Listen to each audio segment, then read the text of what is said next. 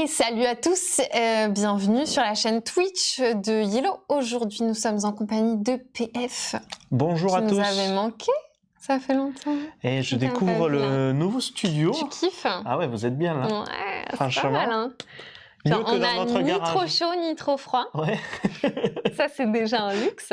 Ça, c'est déjà pas mal. Ouais. On n'entend pas des bruits bizarres, genre comme s'il y avait des souris autour de nous et tout. Il y avait des souris. Je sais, mais je préférais me dire que c'était dans ma tête. Oui, bien sûr. Non, vous êtes bien là. Mais ravi de la découverte. Bah écoute, t'es le bienvenu PF. Merci. T'es le bienvenu quand tu veux, ainsi que vous, à travers votre écran évidemment.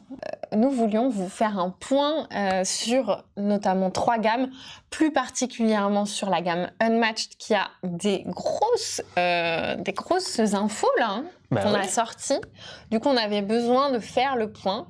On parlera rapidement de Narak et de Mindbug parce que potentiellement vous avez des questions et que PF sera ravi d'y répondre, même si pour Narak et pour Mindbug, pour le coup, on a déjà répondu à des questions, on a déjà écrit des articles, donc théoriquement, vous devriez trouver les réponses à peu près tout seul. Mais on fera un point sur tout ça. On voulait donc commencer par Unmatched. Est-ce qu'on commencerait pas par la grosse annonce, à savoir Unmatched Adventures? Donc ça, c'est ce qu'on a annoncé la semaine dernière, donc c'est peut-être pour ça que vous êtes ici.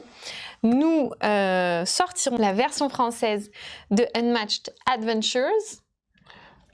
À la fin de l'année. À la fin de l'année, si tout va bien. Si tout va bien. Attention, hein, commencez pas. Oui, c'est toujours pareil. Là, toujours pour pareil. Les informations, on a les fichiers finaux de Restoration Game. Ouais. Donc on est déjà Vous allez pouvoir travailler. C'est déjà en traduction depuis 2 semaines. Donc normalement, on devrait la recevoir, la traduction, dans 1 ou 2 semaines. Et après, on va commencer à relire. Pour la version française, je parle. Et là aussi, en parallèle, vu qu'on s'occupe du monde entier, sauf États-Unis et Canada pour Unmatched, on prépare également les fichiers pour les partenaires. Donc les fichiers localisables facilement, où on peut changer les titres, etc., etc. Donc c'est le gros dossier du moment. On est dessus depuis 2 semaines déjà. Ok. Mais alors c'est quoi ce dos? Parce que il y a le petit titre Adventures. Qu'est-ce que ça veut dire? Alors déjà. Certains ont imaginé des choses. Ouais. Bon, vu des infos aussi. C'est vraiment une nouveauté mécanique dans l'univers d'Unmatched. Ça rend Unmatched coopératif. Donc, bon, pour remettre les bases, c'est de 1 à 4 joueurs, donc c'est jouable en solo, la version coop, bien entendu. C'est un jeu, la mécanique coopérative a été développée par Jason Hager et Darren Reckner, donc il y a toujours les équipes d'Europe Davio derrière, avec Justin Jacobson, etc. Tous les auteurs d'Unmatched, mais vraiment la variante coopérative, ça a été de ces 2 auteurs-là. Qu'est-ce que ça apporte? Eh bien voilà, donc ce qu'il faut savoir, c'est que c'est un peu une boîte multifonction, on va dire. On a de quoi jouer à Unmatched en coopératif dans cette boîte. On a 4 nouveaux héros, on a 2 grands méchants et on a 6 serviteurs aux méchants. Donc si on veut jouer, on prend des héros de la boîte contre les grands méchants de la boîte. Ouais. Et on peut jouer en coopératif avec cette boîte-là. Mais on sinon, peut très bien te mettre sur la gueule avec un des persos. Bien sûr. On peut faire en compétitif les 4 héros ensemble, les 4 héros contre l'un l'autre. Ouais. On peut même utiliser la mécanique d'Unmatched. Hein. Tous ceux qui connaissent Unmatched, ça ne les surprendra pas. On peut prendre les héros de cette boîte pour combattre des héros d'autres boîtes. Et on peut même utiliser des héros de boîtes précédentes. Donc on peut prendre Sherlock, on peut prendre le roi Arthur, on peut prendre Houdini. Enfin, on peut pas encore prendre Houdini puisque c'est pas sorti. Ouais, c'est pas encore. On en parle juste après. Et faire la campagne coopérative avec des personnages de sets différents. Donc c'est vraiment... c'est vraiment complet. Du coup, là, on a des images du Kickstarter parce que on n'a pas de boîte. Donc, on ne peut pas vous montrer on ne peut pas vous filmer ça. On joue soit contre Mothman, donc l'homme papillon, soit on joue contre les aliens qui veulent envahir la planète Terre. Ça, c'est des aliens? Ça c'est Mothman, c'est l'homme papillon. Ah, mais bien sûr, je suis bête. C'est clairement un papillon. Excusez-moi. Oui, il a les yeux rouges, voilà. Ouais, il voilà. les délires quand même. En fait, comment ça marche l'aspect Ah, ça, c'est des coopératif. aliens. Oh, Voilà. j'adore. Oui, c'est trop stylé. Mais attends, il y a de la couleur. Ouais, il y Oh. a des parties translucides. Mais arrête. Ouais, non, ils sont gavés. Et ça, c'est les 6 serviteurs qu'on accompagne. En fait, comment ça se passe et comment la difficulté est réglée, Ouais. c'est en fonction du nombre de personnages qui affrontent les méchants, il y aura un serviteur par joueur qui affronte les méchants, et la vie du grand méchant sera de 10 points de vie par joueur. Donc ça peut aller jusqu'à 40 si on joue à 4 contre le méchant. Donc c'est comme ça que la difficulté s'adapte. Il y a 2 plateaux. Ouais. Il y a donc 2 plateaux. il y a un plateau recto verso plutôt. Ah oui, d'accord. Un plateau pour l'homme papillon et un plateau pour les aliens qui n'ont pas la même mécanique. Okay. En gros, pour les deux plateaux, il y a une piste de menace. Quand la piste de menace arrive au bout, le méchant atteint un de ses objectifs et il doit atteindre 4 fois le bout de la piste de menace pour gagner. D'accord. Et nous, on gagne si on arrive à lui mettre sa vie à 0. Bien sûr. Et on perd s'il a atteint son objectif ou si on est tous morts avant la fin du jeu, bien entendu. Et là, contrairement aux autres jeux, il faut que les acolytes et les héros soient morts, contrairement à la variante 4 joueurs. Voilà. Mais on peut peut-être parler des grands méchants au début. Donc Mothman, en fait, l'homme papillon, son objectif, dis-nous tout sur lui, c'est de détruire 4 ponts. 4 fois les ponts. Donc en fait, il envoie des petits Doom tokens qu'on appelle là les petites choses rouges, là, voilà, sur des ponts. Ouais. Et tous les ponts ont un pouvoir. Et quand on est adjacent avec un héros à un pont, qu'on défausse une de ses cartes, on peut activer le pouvoir du pont. Et en même temps, la valeur du boost de la carte nous indique combien de Doom tokens, je ne sais pas encore comment on va les nommer. Les nommer. On peut retirer du pont. Et en fait, à la fin, quand c'est au tour de l'homme papillon, il va avancer sur la piste de menace en fonction du nombre de tokens qu'il y a sur les ponts. Et quand il arrive au bout, boum, un pont est détruit, ça déclenche des effets pas très bons pour nous, Bien etc. sûr. Et donc, au fur et à mesure que ça avance, l'homme papillon est de plus en plus fort. Oui, en fait, oui. L'homme papillon, c'est basé sur une légende en Virginie, je crois, aux États-Unis. Dans les années 1960, il y a eu plein de commentaires de gens qui ont vu un papillon géant. Incroyable. Dans la ville, et ils l'ont vu à répétition pendant une année jusqu'à ce que le pont s'effondre et fasse 46 morts. Oh. Donc c'est basé, l'homme papillon, la légende de l'homme papillon est basée sur cette légende-là, de je sais plus d'où, de Virginie, je l'avais noté. Ok. Ouais. Virginie occidentale. À Point Pleasant, et d'ailleurs sur la carte, il y a marqué Point Pleasant. Voilà. Et donc l'autre grand méchant, sa mécanique c'est d'envahir la Terre, donc il va envoyer ses aliens dans des champs au fur et à mesure. Bien sûr, les fameux. Et pareil, à la fin de son tour, plus il y a d'aliens dans les champs, plus la piste de menace avance vite. Quand ça arrive au bout, il commence à envahir la Terre, donc on retourne un petit token alien. Il y en a 4 différents avec 4 symboles différents.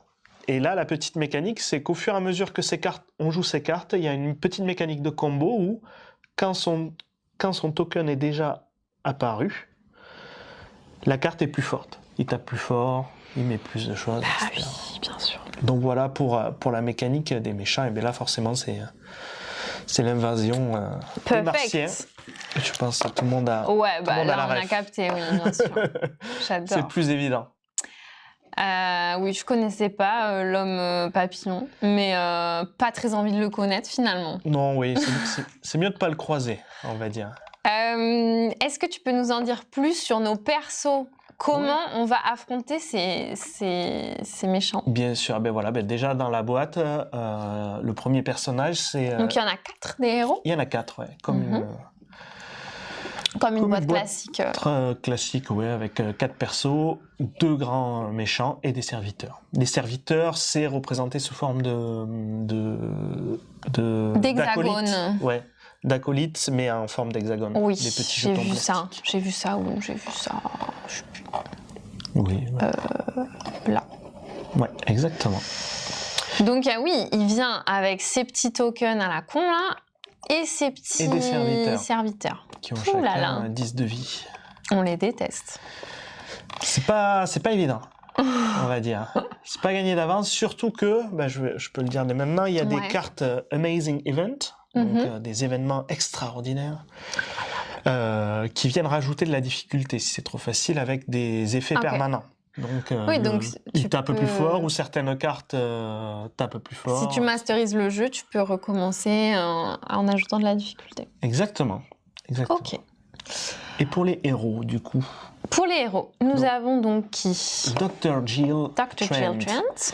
qui vient avec son acolyte Daisy. Donc là, en fait, c'est basé sur un comics américain, Ok. un peu de la vague des pulp comics. D'accord. Et voilà. Elle, sa mécanique, c'est qu'elle vient avec un gadget, un token gadget. Au début de son tour, elle choisit de quel côté elle le met, et c'est un avantage pendant les attaques.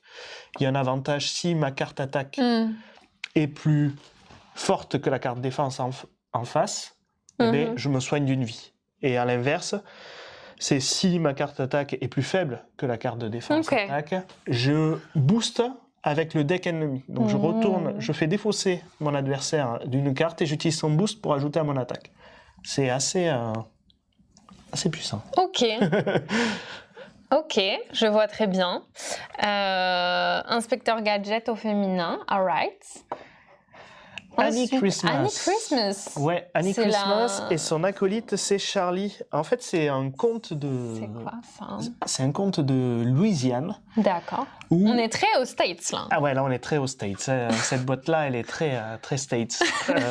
Mais c'est super intéressant de découvrir tous ces personnages Oui. parce que, en plus, on voit en lisant rapidement leur histoire que de nouveau leur mécanique est vraiment Ok, oui, elle a adaptée du sens. à leur histoire. Et Annie Christmas, c'était réputé pour être un capitaine en Louisiane afro-américaine d'un bateau. Et elle était réputée pour avoir 7 lieues de haut et une force extraordinaire, enfin vraiment puissante. La meuf costaude quoi. Ouais, faut pas l'embêter. Ok. Et là, sa mécanique, c'est si elle a moins de vie, toutes ses attaques ont plus 2. Voilà, tout simplement. Elle a moins de vie, elle tape beaucoup plus fort. Moins de vie que les autres? Moins de vie que l'adversaire, Que l'adversaire. qu'elle attaque, Ok. elle a plus 2. Voilà, tout simplement. Ok. Rapide, efficace, oui. droit au but. Et elle a un acolyte. Il s'appelle Charlie. Charlie. Exactement. Charlie. Ensuite, on a Nikola Tesla. Voilà, bon, Nikola Monsieur Tesla, c'est Tesla. le plus connu, bien sûr. C'était un ingénieur d'origine serbe aux États-Unis et il est connu vraiment pour ses travaux sur le courant alternatif. Et c'est grâce à lui qu'on a développé des techniques de transport efficaces de l'électricité, Qu'on connaît notamment. ouais. Voilà. Du même nom. Oui, oui, exactement. Et du coup, là, lui, il a Donc là, il est électrique, le mec. Il est assez électrique, il a 2 tokens résistance. À la fin de son tour, Ok. il en charge 1 automatiquement. Oh. Si au début de son tour, il commence avec les 2 chargés, tous ceux qui sont adjacents se prennent un dégât et il peut les déplacer. Mhm. Mais il a aussi plein d'interactions avec ses cartes qui lui demandent de dépenser 1 ou 2 effets de résistance.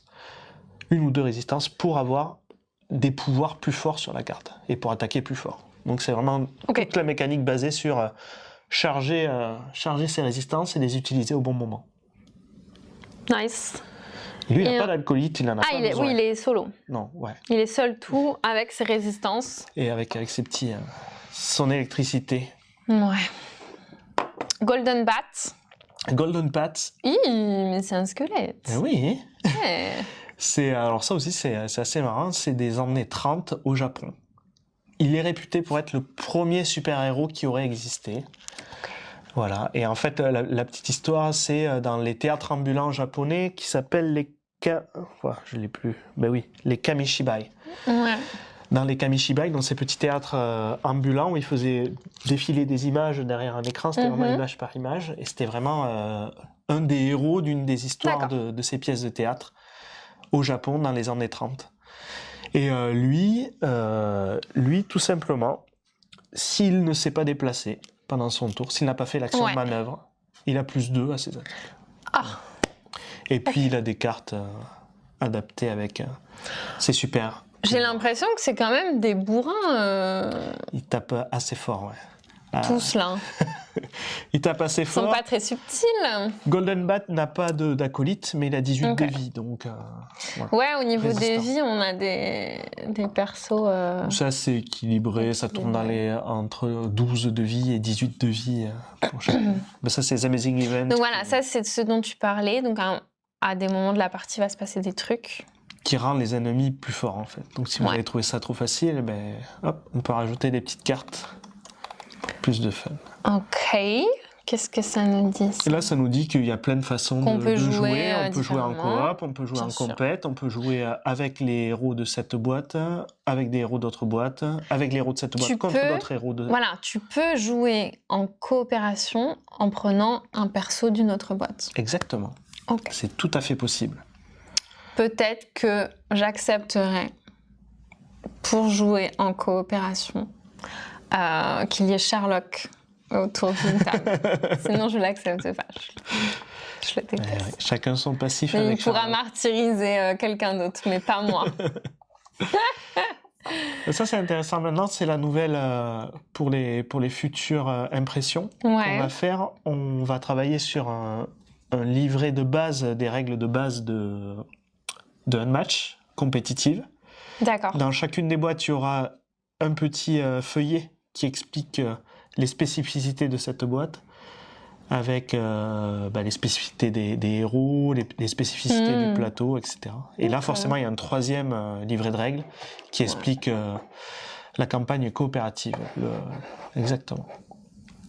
Et comment les méchants fonctionnent. Qu'est-ce qu'on n'a pas vu? Ah ouais, non, mais les figues, elles ont l'air incroyables, je suis trop hâte de voir. Ouais, non, ouais, c'est assez stylé. Hein. Donc ça, c'est les petits... Ah oui, j'ai pas expliqué l'initiative. C'est comme ça qu'on sait qui joue en premier. Donc si c'est le méchant, si c'est le joueur 1, si c'est le joueur 2, si c'est le serviteur, etc. Ça se joue avec un deck d'initiative qu'on mélange et on voit qui joue en premier. Ok. Le plateau recto-verso qui fonctionne... Là, tu vois, il va falloir ajouter les ponts à certains endroits et en haut, la piste rouge, c'est la menace. Ouais. Ok.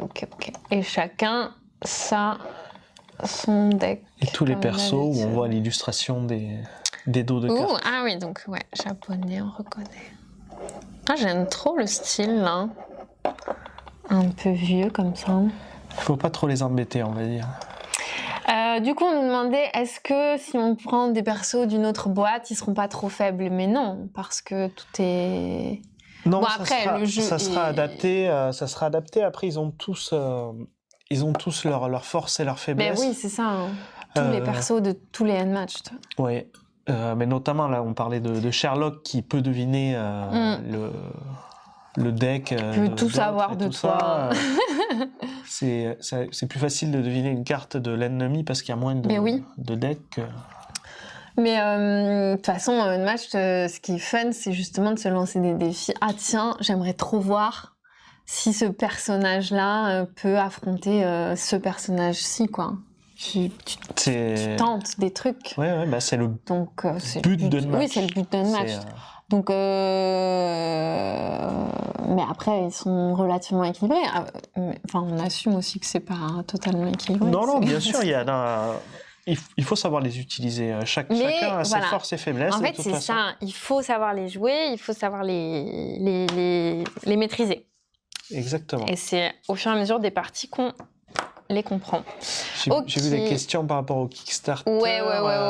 Ah oui, il y a aussi des foils. Mais on va passer aux questions sur le Kickstarter. Ouais.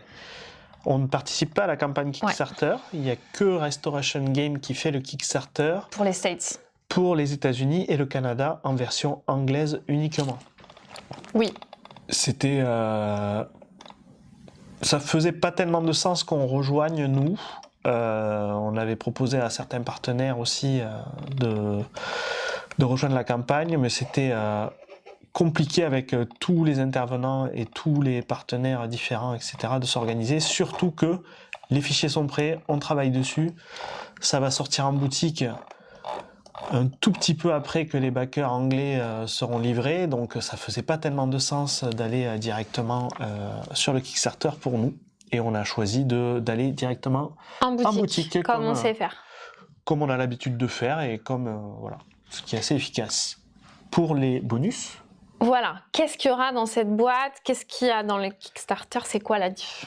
Tout ce qui est marqué qu'il y avait dans la boîte, c'est dans la boîte. Ça sera pareil que Bien le sûr. Kickstarter. Les add-ons, les figurines à la place des tokens, Doom Token et Alien Token. Ouais. Ça, on va en faire quelques-unes. On ne sait pas encore comment on va le distribuer. C'est-à-dire, c'est quoi ça? Et tu sais, les petits tokens que tu mets à côté Hexagone? des ponts, Ah non, ou les petits aliens que tu mets dans les choses qui font que j'ai avancer... appelé les tokens à la con. Les tokens à la con, ouais, voilà, Non, exactement. c'est affreux, de toute façon. Je suis vraiment la pire. Eh ben là, du coup, ils font des petites figurines. Ah, ils font des mini-figurines? Ils font des mini-figurines pour les remplacer. On va en avoir quelques-unes on trouvera un moyen de les distribuer, mais on ne va pas en faire... Aux collègues. Voilà, ouais, en priorité. Du coup, bon, bah ouais. On va en faire une petite quantité, mais je pense que ça sera... On va se débrouiller pour que ceux qui le veulent vraiment... Il y a le visuel de ce truc? Oui, tu es passé dessus, c'est plus bas, je pense. Pas vu. Ah, mais c'est ça. Ah, mais trop stylé. Eh oui. Voilà. Et pour les cartes foil, ça sera sûrement le modèle habituel. C'est des cartes que l'on propose à chaque participant du tournoi. Bien sûr. Tous ceux qui participent à un tournoi en boutique ont les cartes foil. Et il y aura un prix, je ne sais pas encore, je n'ai pas les détails du tournoi, mais ça sera comme ça. Oui, les foils, comme d'habitude, que ce soit pour cette boîte-là ou les autres, c'est du contenu pour les tournois, pour faire vivre le jeu. Donc, si vous participez à un tournoi, vous aurez les cartes foils. Voilà, donc bon, pas vraiment de différence avec la version Kickstarter. Ça sortira à la fin de l'année, on l'espère.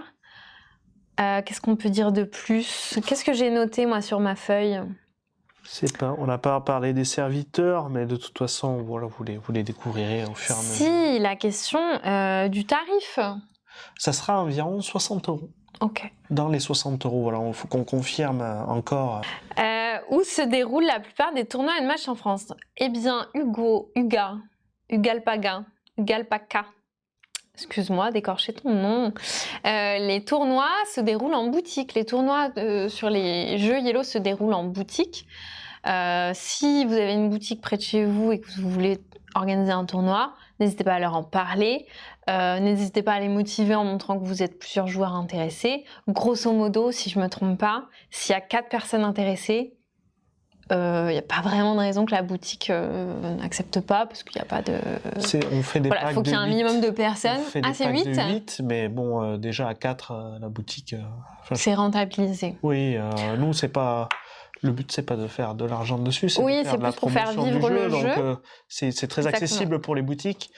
C'est facile à mettre en place et c'est commandable auprès de nos commerciaux sans souci. Si vous avez une association que vous souhaitez organiser un tournoi, alors il faut vous rapprocher d'une boutique, voir si vous pouvez commander. Nous, on ne fera pas la démarche auprès des associations directement parce que c'est trop compliqué.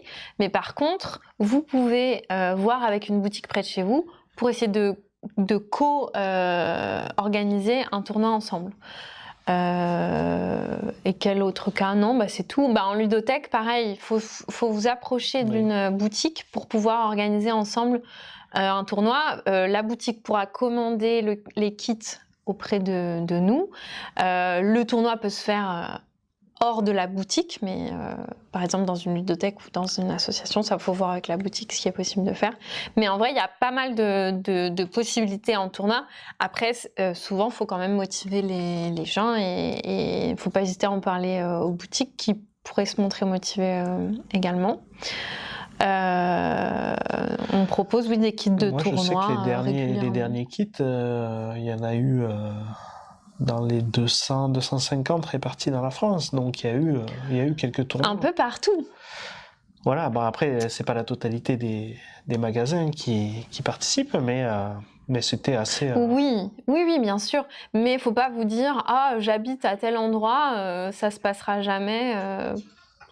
Non, c'est...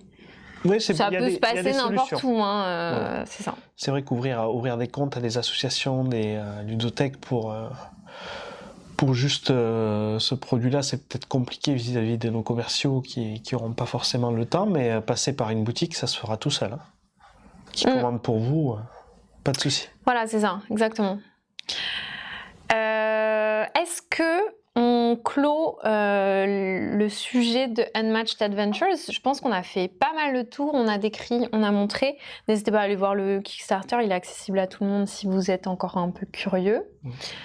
Et puis on vous présentera quand on aura plus de choses. Ouais. Pour les tournois en dehors de la France, on travaille bien avec beaucoup de boutiques en Belgique, par exemple. C'est assez facile à mettre en place. C'est vrai. Pour la région, pour le Canada francophone, on peut le mettre. On peut le mettre en place si ILO a un intérêt. Je pense pas que ça a été mis en place encore.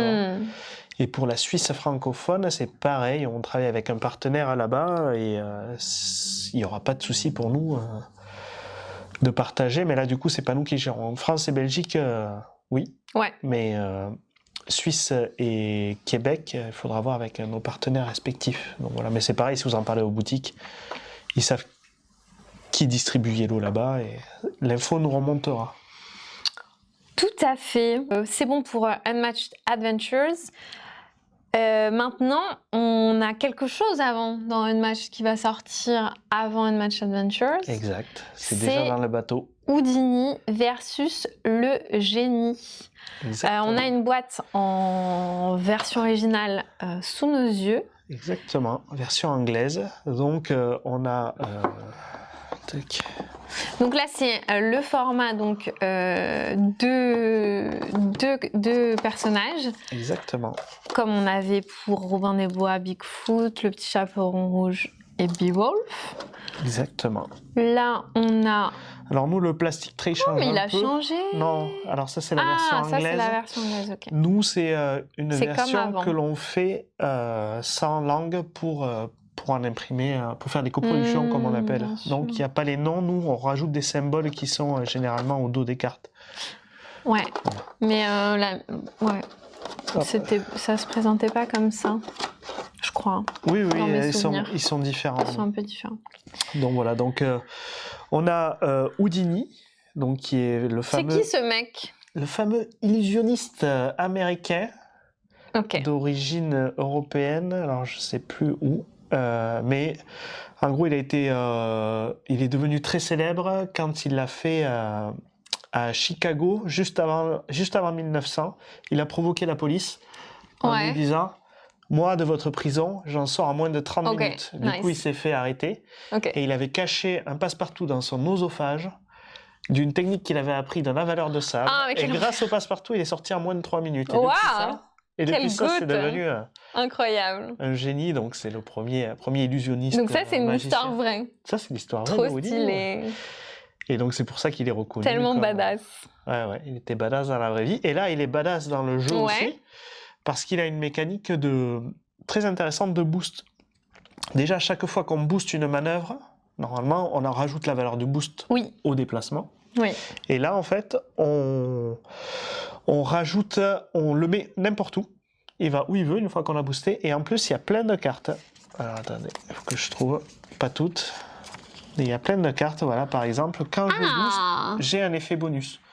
Donc là, je peux regarder à la main de l'adversaire et choisir une carte pour lui du deck. Oh, mais quel enfer! À défausser. Je pioche une carte, etc. Donc, mais on le déteste, lui. C'est très intéressant, cette mécanique de boost. Elle est très intéressante parce qu'unique. Ça te donne envie d'utiliser les boosts, plus encore qu'avant. Et du coup, tu vas défausser des cartes. Alors du coup, on arrive plus vite à la fin de son deck, donc il faut être sûr de taper fort. Parce que Ouais. quand on est à la fin de son deck, qu'on doit se déplacer, C'est on est obligé clair. de piocher. Quand on peut pas piocher, on perd 2 vies à chacun de nos C'est pas personnages. fun, hein, ça. Mais c'est très puissant, quoi. Si c'est mon tour, je gagne une action. C'est... non, et... Ok. Ils sont tous forts, de toute façon, à Non, leur mais façon. oui, ils ont mais tous un... cette mécanique de boost est vraiment la première fois qu'on le voit dans un match. On aime bien. Un peu... Enfin, ça fait un peu penser au petit chaperon rouge où on avait Les ces combos, oui. petits combos un peu foufou. Les petits combos. Et donc là, on a le dos des Le cartes génie. Et donc, le génie, tout simplement, c'est un génie. Donc, au début de son tour, s'il défausse une carte, Ouais. il a une action en plus. Donc, il pourra faire 3 actions au lieu de 2. Ça, déjà, c'est Oh là extrêmement là. fort. Et après, il a une carte que j'aime beaucoup. Je crois que j'avais gagné grâce à 3 vœux. Ben Et oui. ça, on gagne une action et on choisit un effet super puissant. Et ça, c'est formidable. On va voir les effets. Là, c'est Piocher 5 piocher cartes. 5 cartes. Pour le reste du tour, toutes vos cartes valent 4. Donc, toutes vos valeurs d'attaque ou de défense sont de 4. Ou alors, chaque adversaire défausse 2 cartes. C'est assez pas mal. C'est méchant. C'est pas mal. Voilà. Et donc, toujours Ok. les figurines. Avec des figues, ma foi, stylées. Donc, un magicien, clairement. Et puis le génie, tout le génie, monde connaît, c'est le conte très des mille et génie. une nuits qui a été Oui, on connaît. rendu célèbre par Aladdin. donc. Aladdin, ouais, bien Voilà. sûr. Ok. Et donc ça, c'est dans le bateau, et normalement, en juin, ça sort en boutique. Attends, on va regarder le plateau. Ah mais oui. Alors maintenant, comme il y avait eu Et oui, des et plaintes... d'ailleurs, pour le... Ouais, on va en parler. Pour Adventures, c'est cette version-là. Oui. Des deux côtés. Exactement. Donc on avait Des plaintes. des plaintes. Voilà. Et du Oui, coup, c'est vrai. il y a le choix avec les deux. Donc, on retrouve les passages secrets qu'on avait dans le jeu Bigfoot. Cobble and Fog. Cobble and Fog, Ah, tu dans vois. Cobble and Fog, oui.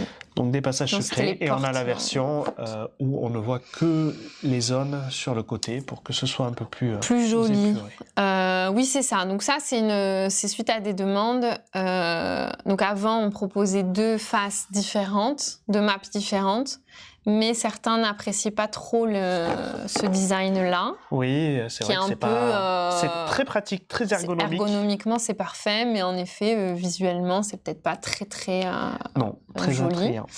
Et du coup, eh bien, pour convenir à tout le monde, c'est la même map, mais une où on voit plus la map, le décor. Exactement. Et une où on voit plus les couleurs des cases. Donc, ma foi, c'est ainsi. Voilà, et c'est la map qui se passe dans les mines du roi Salomon. Voilà, Ok. pour le petit détail. Mais comme d'habitude, évidemment, on peut jouer sur une autre map. On peut jouer avec d'autres personnages. On peut tout mélanger. Comme d'habitude. Match, on fait ce qu'on veut. Mais c'est tout. On a fait le tour Ouais, de c'est pas ce mal. sujet. Sauf s'il y a des questions, j'ai pas regardé le chat. C'est vrai que ça a gâché tout de même de très belles illustrations. Voilà, il y a 2 écoles sur cet aspect, sur les plateaux. La mécanique de boost d'Houdini est vraiment bien exploitée et le perso est tricky. Ils sont tous un peu tricky. C'est qui les protagonistes? Ah, tu veux dire les acolytes, il n'y en a pas? Ils n'ont pas d'acolytes? Ils n'ont pas d'acolyte. Si, pardon. Houdini a Bess. J'ai pas. Ah, mais oui, le c'est génie elle, n'a hein. pas. Et voilà. Avec Bess. Elle est stylée. Voilà. C'est Et, le son génie, pas assistante besoin. de magie. Ouais, le génie, il est déjà trop Il sort de sa lampe et puis il tape. fort. Ok. Il a des petits... non, il a pas de... Il n'a pas d'acolyte. Il a pas d'acolyte et il a pas de petits tokens, je sais pas quoi. Non. Et Bess, elle a combien de vies? Ah oui, ils ont combien de vies, Ici, ces gens-là? Donc, Houdini a 14 et il attaque au corps à corps. Bess au corps à corps aussi à 5.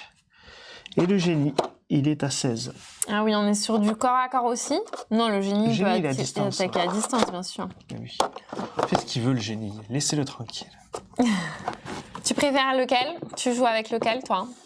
Moi, j'aime beaucoup le génie. Les 3 vœux, c'est... Alors, il faut tomber sur la carte au bon moment, mais les 3 vœux, et puis se défausser d'une carte pour une autre action, j'aime beaucoup. Voilà. Mais je crois que la dernière partie, j'ai perdu contre Houdini et ses boosts infernaux. Ah ben oui, j'imagine. Donc voilà. J'imagine. Faut pas se laisser faire. Ok. Eh bien, merci pour ces belles actus sur Unmatched. On a oublié de parler d'un truc sur Unmatched. Parce qu'il faut tout le temps en parler, même si vraiment la réponse a été donnée Je sens qu'on va un parler milliard de fois. Marvel et des gens. Parlons des licences pour Unmatched. Une bonne fois pour toutes. Enfin non, une bonne fois pour toutes. Non, jamais. Ce sera jamais une bonne fois pour toutes.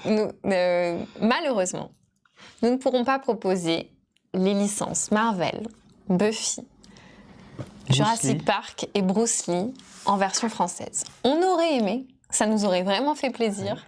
Ça vous aurait fait plaisir, tout le monde aurait été content, mais malheureusement, c'est au-delà de notre volonté. On ne peut pas le faire. On ne pouvait pas le faire l'année dernière, on ne pourra pas le faire cette année, on ne pourra pas le faire l'année prochaine, on ne pourra pas le faire dans 10 ans. Malheureusement, c'est des questions de droit, d'exploitation. Les droits n'ont pas pu être étendus, l'exploitation des droits n'ont pas pu être étendue au-delà des États-Unis comme ça avait été négocié initialement. Alors, c'est pas. Il peut y avoir de la confusion parce que oui, on distribue Marvel et Jurassic Park oui, avec alors notre ça, c'est autre département chose. export en langue anglaise. Là où on Oui. n'a pas les droits, c'est pour traduire en français. Ouais. Et comme on n'avait pas les droits pour traduire ou en d'autres français, langues par ailleurs. il fallait dans le contrat que ça reste en anglais. Les contrats avaient été négociés à la base avec Mondo au tout début de Unmatched, Oui. avec Restoration Game. Après, il y a eu une séparation entre les deux compagnies, les deux structures. Et en fait, Restoration Game n'avait pas la main sur les contrats. Ils avaient été négociés pareil que sur leurs contrats de base pour Mondo, qui sont spécialisés dans les posters, les vinyles et les choses artistiques sur les licences, mais uniquement sur le territoire, uniquement sur la langue anglaise. Voilà. Ouais. Et donc c'est ça le souci. Donc oui, Yellow distribue via des partenaires en anglais dans le monde, mais non, on ne l'a jamais traduit, on n'a jamais eu le droit de le traduire. Je parle des Marvel et Jurassic Park uniquement. Buffy et Bruce Lee, il n'y avait plus les droits déjà depuis l'année dernière, c'était terminé les contrats. Et donc on a pris la décision de ne pas sortir un jeu anglais dans nos réseaux de distribution français. Mais vu que ça circule partout et que c'est tout en anglais, si vous voulez vraiment la boîte, il y a des importateurs, des grosses chaînes de magasins françaises qui auront les boîtes si vous les voulez, mais vous les aurez uniquement en anglais. Et par ailleurs, nous, on a vendu par exemple à Essen et même à Cannes, je crois qu'on a vendu des boîtes en anglais de Unmatched, de ces licences-là. Il nous arrive en effet en salon de vendre du Unmatched en anglais, mais vraiment en français, ça n'arrivera pas. J'ai vu une question intéressante aussi, et ces histoires de boîtes Unmatched que Restoration Game va retirer du marché tous les ans, comme Cobble & Fog, pour faire la place aux nouveautés des boîtes. C'est aussi d'actualité pour les versions françaises. Pas pour l'instant. Pour l'instant, la gamme marche bien dans l'ensemble, mais c'est vrai qu'on le voit sur certaines gammes où on commence à arriver avec beaucoup de titres, comme la gamme Exit par exemple. La gamme Exit, on ne réimprime pas d'année en année tous les titres, parce qu'on commence à arriver à 24 titres. On sent qu'il y a des titres qui s'essoufflent. Qui ont fait leur vie. Commercialement aussi. Bien sûr. Et donc, pour l'instant, c'est pas le cas sur la boîte Unmatched, mais oui, s'il y a un titre dont les ventes s'effondrent, parce que c'est ça, clairement, que fait Restoration Game, il analyse ses chiffres de vente et il ne réimprime que ceux qui voient qui est encore dans la hype et qui a un fort potentiel commercial, quoi. Donc voilà, donc ça pourra arriver dans le futur, mais c'est pas d'actualité en tout cas. Ce n'est que les versions anglaises aux États-Unis qui sont concernées par ce poste de Restoration Game qu'ils vont mettre dans le coffre-fort, ils appellent ça. Mais ça veut dire qu'ils ne s'interdisent pas de réouvrir le coffre dans 3-4 ans, je pense, mais on ne sait pas. Et du coup, la gamme Marvel, un jour, non plus, en fait. C'est vraiment ce qu'on vient de dire. Tout ce qui est Marvel, et les nouvelles boîtes Marvel, les anciennes boîtes Marvel, ça ne sera pas en autre langue que l'anglais. Ouais, c'est le même contrat. Voilà. En fait, tout ce qui est Jurassic Park, les deux boîtes qui existent, ça ne sera jamais en une autre langue que l'anglais. En fait, les contrats avaient été négociés avant, et c'est pas parce que de nouvelles boîtes sortent. En fait, les nouvelles boîtes qui sortent, qui pourront sortir même à l'avenir, elles sont basées sur ce contrat. Et donc, ce contrat-là, il est dans un dans un cadre qui fait que nous, on ne peut pas proposer la version française. Voilà, donc même les nouvelles boîtes Marvel sont sous le même contrat où on n'a pas les droits de traduire la langue. Voilà. Par contre, si un jour, à l'avenir, d'autres licences sont signées pour la gamme Unmatched, là, pour le coup, les contrats avec la licence pourront être faits et négociés par rapport à nos besoins à nous, c'est-à-dire des besoins de localisation en France et partout dans le monde. Donc, exactement un problème qu'on a dit, et ça arrivera, c'est sûr. Avec Restoration Game, on a identifié ce problème-là. Il y a des envies, il y a des négociations, il y a des choses qui seront pas pour tout de suite, mais qui arriveront. Et on sera dans la boucle pour proposer d'autres langues. Voilà, parce qu'un match est très important pour Restoration Game, et très important pour Yellow aussi, et c'est des envies et c'est des frustrations aussi pour nous de ne pas pouvoir proposer ces belles licences sur le marché francophone. Les prochaines, si on parle de Marvel, ça sera pas, Jurassic Park, ça sera pas. Si on parle d'autre chose que Marvel et Jurassic Park, ça arrivera. Et ça arrivera. Voilà. Bon, voilà, ils s'enflamment tous avec des propositions d'Unmatched franco-français. Je crois pas qu'il y ait de projet franco-français, parce que justement, c'est pas notre but, c'est de proposer des choses à l'international plutôt. On y a pensé forcément. On travaille la localisation, on travaille avec le service édition. On est tous fans du jeu. On a eu des idées déjà, mais ça, voilà. Je sais pas si un jour ça verra le jour et tout ça, mais oui, on a pensé à des choses déjà sûres. Mais c'est sûr que la difficulté de faire quelque chose de franco-français, c'est un potentiel uniquement francophone, donc il faut voir si le coût de la licence est suffisant pour un seul marché. Surtout que oui, c'est des jeux qui demandent... Donc si c'est basé sur des licences, ça a des coûts. C'est des productions qui ont des coûts aussi, puisqu'on a de la figurine, etc. Donc évidemment, quand vous proposez un jeu comme Unmatched à l'international, bah on fait pas 3 figurines comme ça. On fait des milliers de figurines qui vont être partagées dans tous les pays. Donc faire une production uniquement pour un marché spécifique, c'est pas la même. Oui, bien sûr. Plus tout ce qui est développement. Enfin... Je sais pas si vous voudrez acheter votre jacouille contre je sais pas quoi à 80 balles, tu vois. Non, je crois pas l'avoir vu, donc j'en sais rien. Je sais pas, je me moque gentiment. Ouais. Pain au chocolat versus chocolatine. Ah ben chocolatine. Non, mais alors, par contre, les gars, en vrai, vous pouvez grave vous amuser à créer vos propres cartes avec vos propres decks avec un site, je sais plus comment il s'appelle. Alors je sais plus quel est le site, mais il y a un site internet où on peut créer ces cartes. Donc go et vous nous les partagez, on va se marrer et franchement ça peut être très cool. Il y a plein de choses qui ont été faites. Nous on avait fait des Unmatched Maker, voilà. Parfait. Nous on avait fait des cartes avec des personnes du milieu du monde du jeu, c'était fun, mais on peut le faire vraiment de façon sérieuse. Il y a plein de gens qui font des decks assez poussés. Il y a eu beaucoup des prochains persos qui vont arriver, qui sont sortis de là aussi. Et puis il y avait eu un concours de Restoration Game pour les prochains personnages qu'ils voudraient voir. Et il y a des boîtes qui arrivent avec des gagnants du concours et des propositions. Oui, donc, ça arrivera chez nous. Tout arrivera, tout ce qui est Unmatched arrivera en version francophone. L'année prochaine plutôt. On est quasiment à jour.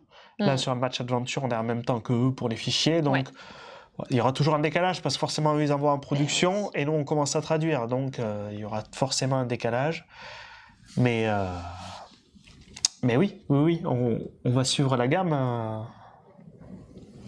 Et Bulldozer, tu nous parles d'un Unmatched Star Wars, mais figure-toi que c'est le jeu initial en fait qui était basé sur Star Wars. Exactement. Qui s'appelait Epic Duel. Epic Duel. Donc tous les Unmatched sont basés en fait. Quoi.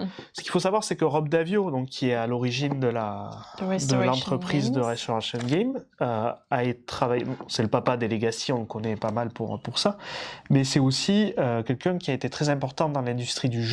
Il a été très important chez Hasbro. C'est le best. Et c'est notamment lui qui a dit le risque, on pourrait en faire une version Legacy. Et donc qui a fait cette notion d'héritage de partie en partie, évolutif de campagne, etc. Puis après, il y a eu le Pandemic Legacy, etc., comme vous connaissez. Et donc, ça fait très longtemps qu'il est dans l'industrie. Et là, du coup, ils ont déjà... il a retravaillé un jeu dans lequel il était auteur, avec Craig Van Ness et Rob Daviau, qui a été publié par MB. Et ça s'appelait Star Wars Epic Duel.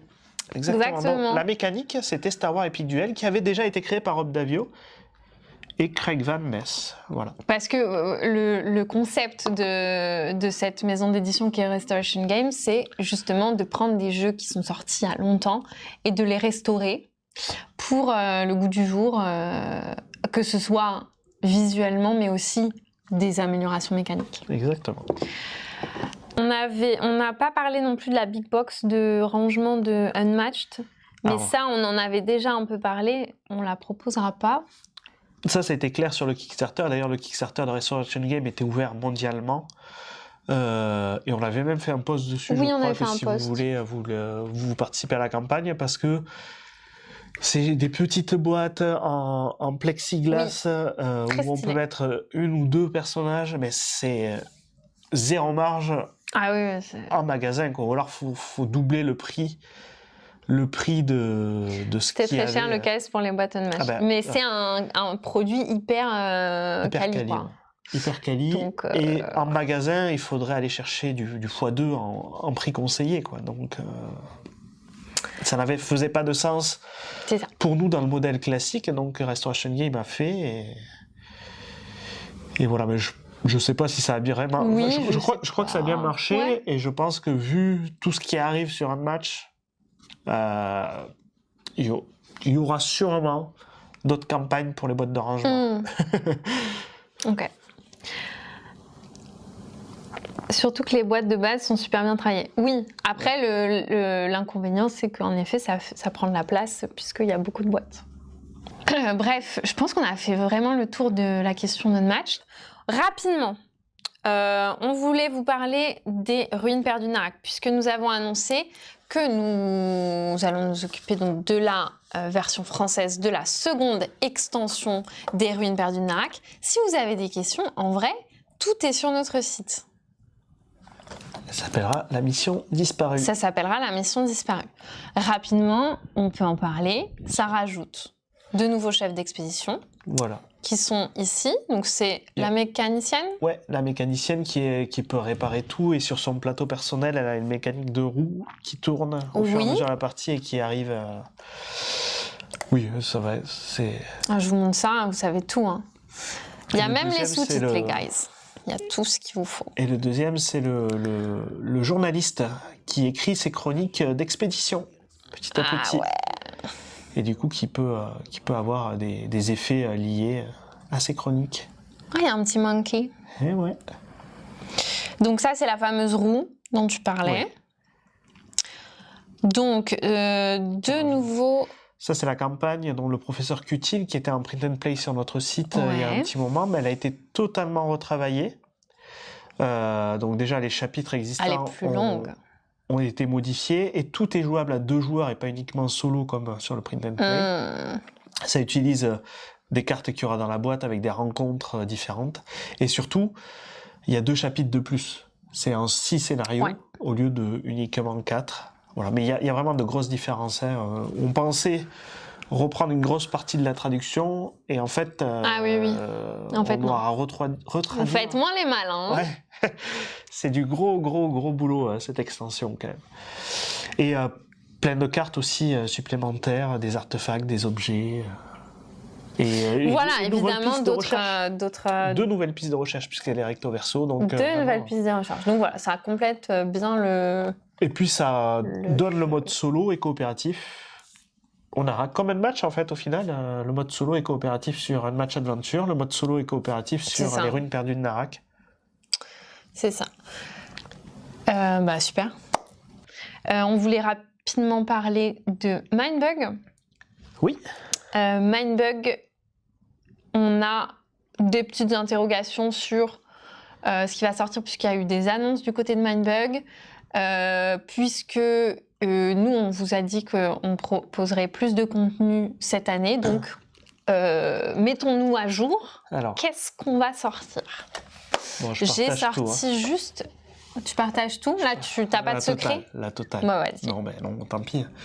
Je pourrais taper sur les doigts. Donc, C'est Mindbug, vrai déjà, le jeu de base On adore ça. est en reprint. Oui, on oui, avait, on l'avait planifié en janvier avant la sortie.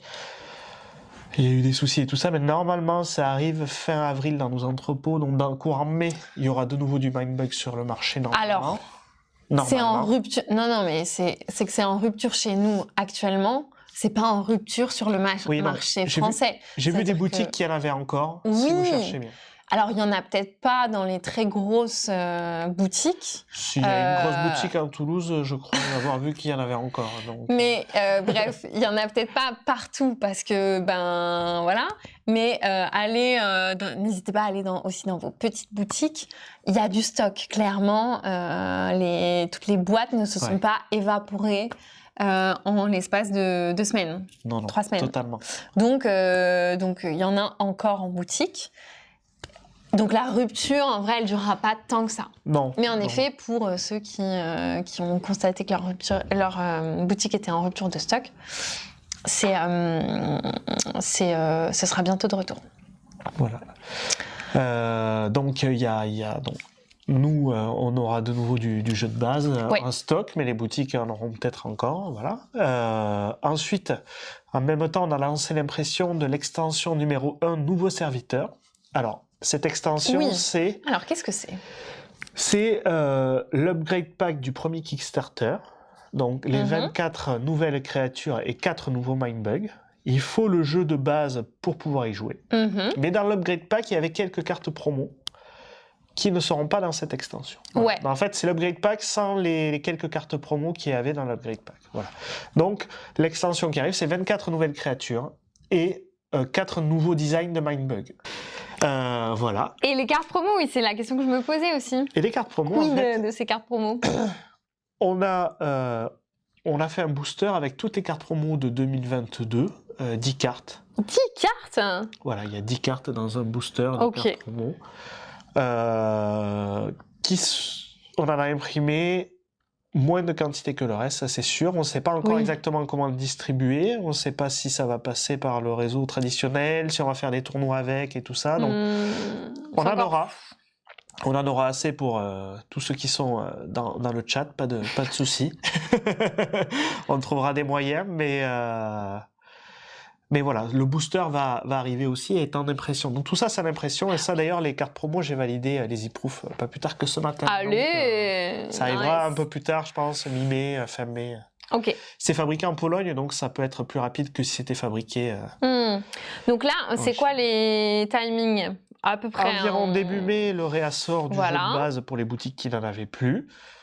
Je dirais 15 jours après environ l'extension numéro 1. Très vite après. Et vers la fin mai ou en juin, le booster des 10 cartes promo. Tout ça, c'est validé, les fichiers sont prêts, c'est en impression. Perfect. Et c'est fabriqué en Pologne, donc c'est assez rapide. Ensuite... Oui. Je déballe tout. Ben oui, moi je te laisse. On a reçu les tapis Mindbug. Ah oui, mais ça, c'était l'info crocrou de la dernière vidéo news. Ah mais oui, d'accord. Oui, non, mais c'est bon, il n'y a pas de problème. Mais donc, les tapis, on a reçu les tapis Mindbug qui seront le prix à gagner pour les tournois. Voilà. Donc ça, c'était notre partenaire NerdLab en Allemagne. Il n'avait pas le même modèle pour arriver à notre commande, donc il y aura 2 modèles différents. Ça sera un peu du hasard, vous aurez soit l'un soit l'autre. Ok. Ouais. Mais tous les deux stylés. Non, ça je savais pas. Il y en a 2 différents pour les tournois, là, ça dépend de votre boutique et de ce qu'on aura mis dedans, c'est le hasard. Et il y aura une carte foil qui est toujours en production, et celle-là, j'ai pas validé les e-proof. Et donc, on attend les cartes foil pour donner à chaque participant une carte exclusive. Ah, oui, j'allais te demander, c'est quoi cette carte foil? Je peux pas le dire, mais c'est une carte qui a été créée pour les tournois. Mais c'est une carte avec laquelle tu joues. C'est une carte avec laquelle tu joues et qui est foil. D'accord, une créature. Une créature, exactement. Qui sera donnée à tous les participants. Le grand gagnant ou la grande gagnante repart avec son tapis. Mindbug, c'est pareil. Très bien. Voilà, donc ça, on a reçu quelques tapis. On est en discussion avec NerdLab pour faire d'autres tapis. Ceux-là qui seront en vente en boutique. Il y a eu du retard de production parce qu'il y a eu des petits problèmes de qualité sur les réceptions, donc c'est en cours. C'est en cours de validation auprès de chez NerdLab. Et aussi, il y aura peut-être des sleeves qui devraient arriver, mais ça encore, voilà, à voir pour les accessoires. Tapis et sleeves, c'est en développement. Oui. Et pour cette nouvelle extension, ça va être bien ce qu'il y avait dans le Kickstarter. À part les promos, mais voilà, c'est la même chose. les 24 créatures du Kickstarter, plus les 4 Mindbugs supplémentaires du Kickstarter. Et les promos, ça sera des boosters qui arriveront plus tard. Ce que tu as dit. Et il y a un autre Kickstarter donc, que NerdLab prépare maintenant pour début avril. Voilà, il y a ça aussi. Donc, sur la campagne, ça sera accessible dans toutes les langues.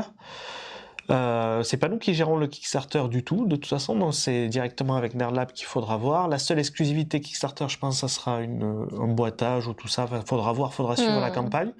Ils sont en train de révéler pas mal de cartes. Ça s'appellera Evolution. Ça sera 2 boîtes stand-alone, donc jouables toutes seules, avec de nouvelles cartes et de nouvelles mécaniques. Et si vous suivez un peu leur campagne, il y a une nouvelle mécanique à Mindbug, soit je joue une carte, soit j'attaque avec une carte déjà posée. Et là, il y aura une 3e possibilité de déclencher une action écrite sur la carte. Et donc, tu fais l'effet de l'action. Donc voilà, ça fera ça.